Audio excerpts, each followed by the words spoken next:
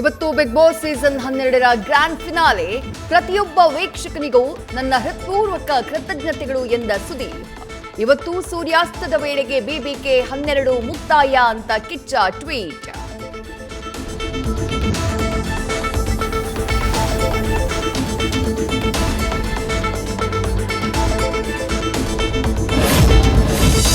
ಶಬರಿಮಲೆ ಯಾತ್ರಿಕರ ಮೇಲೆ ಹಲ್ಲೆಯಿಂದ ಹೊತ್ತಿದ ಕಿಚ್ಚು.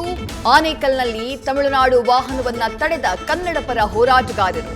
ನೀವು ಕನ್ನಡ ಬಾವುಟ ತೆಗೆಸಿದ್ರೆ ನಾವು ತಮಿಳು ಬಾವುಟ ತೆಗೆಸ್ತೀವಿ ಅಂತ ಧ್ವಜ ತೆರವು ಮಾಡಿಸಿ ಪ್ರತಿ ಸವಾಲು.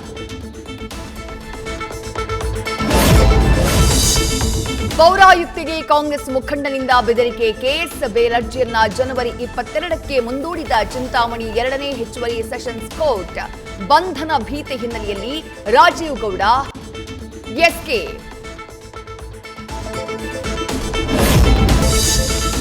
ಮಲ್ಲೇಶ್ವರಂನ ಸರ್ಕಲ್ ಮಾರಮ್ಮ ರಸ್ತೆಯಲ್ಲಿ ಹೋಗ್ತಾ ಇದ್ದಂತಹ ಕಾರ್ನಲ್ಲಿ ಬೆಂಕಿ. ನಡು ರಸ್ತೆಯಲ್ಲಿ ಹೊತ್ತಿ ಉಳಿದ ಕಾರ್. ಚಾಲಕ ಪ್ರಾಣಾಪಾಯದಿಂದ ಪಾರು. ಬೆಂಕಿ ನಂದಿಸಿದ ಸ್ಥಳೀಯರು. ನ್ಯೂಸ್ ಫಸ್ಟ್ ನಿರ್ಭೀತಿಯಿಂದ ನಿಮ್ಮ ಪರವಾಗಿ.